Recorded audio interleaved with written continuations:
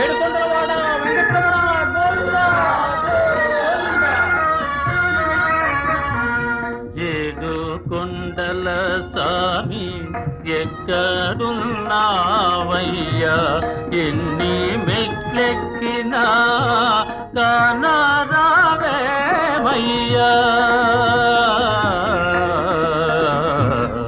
ఏడు కొండల స్వామి, ఏడు కొండల స్వామి.